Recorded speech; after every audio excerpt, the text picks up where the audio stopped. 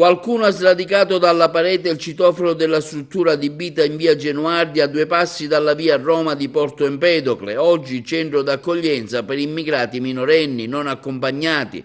A quanto pare sarebbero state irrigate anche alcune autovetture dei dipendenti della cooperativa che si occupa dell'accoglienza dei minori.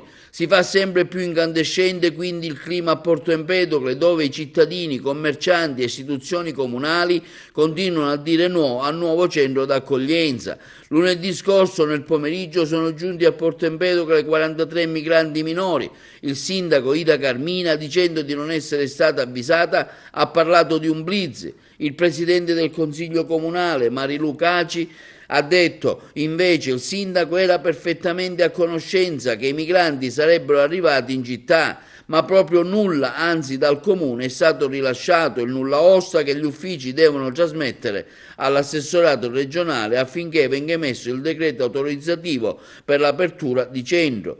Ieri c'è stata la grande polemica sul centro di accoglienza e non si può dire a una città io non ne sapevo niente, perché altrimenti poi ci sentiamo presi in giro. Non può essere che un sindaco che è ufficiale di governo, che ha potere di ordinanza, non ne sa niente.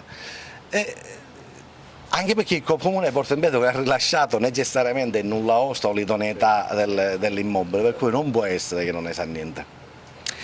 Credo che dovrebbero un attimino avere un attimino di fermarsi un attimino, riflettere sulla situazione di Porto Empedocle, fare anche un atto di umiltà e aprire anche perché no, alle opposizioni, e dire guardate da soli non ce la facciamo, c'è una situazione a Porto Empedocle che è drammatica, aprite all'opposizione. Anche perché il dissesto, come lo avevo detto 1 anno e mezzo fa, era un errore e sta venendo fuori che è un errore perché c'è un'amministrazione, c'è un comune che è bloccato, che è fermo.